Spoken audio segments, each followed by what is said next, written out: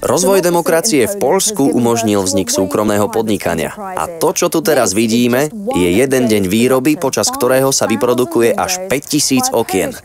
Ide o spoločnosť jedného z nových významných podnikateľov, ktorý úspešne využíva možnosti slobodného európskeho trhu. 33-ročný Mikolaj Placek pôsobil v spoločnosti Oknoplast 7 rokov, kým v roku 2004 prevzal jej riadenie po svojom otcovi. Dovtedy sa naučil základy obchodovania.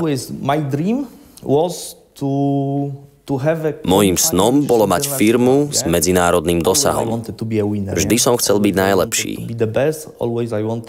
Už v minulosti, keď som hrával tenis alebo futbal, vždy som hral ofenzívne. Vždy som bol tým, kto útočí. V každej oblasti som sa snažil robiť všetko preto, aby som bol najlepší.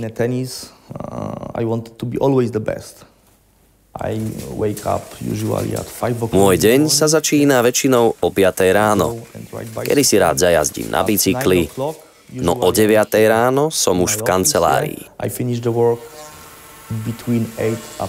Prácu končím medzi 20. až 21. hodinou večer.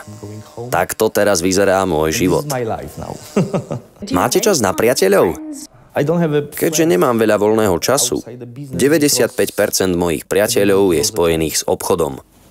Keď sa spolu stretávame, nie len, že príjemne strávime čas, ale zároveň sa môžeme venovať aj obchodným veciam.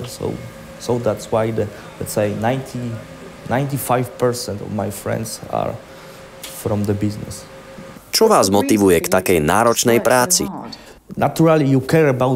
Peniaze sú samozrejme dôležité, ale hlavným motívom je snaha neustále sa zdokonaľovať, byť najlepší. Keď sa Poľsko v roku 2004 začlenilo do Európskej únie, Mikolaj videl možnosť vstúpiť na medzinárodný trh. V súčasnosti tvoria objednávky zo zahraničia 50% jeho produkcie. Verí, že aj sponzorská zmluva s talianským klubom Inter Milano zvýši poznateľnosť značky. V Taliansku je futbal náboženstvom.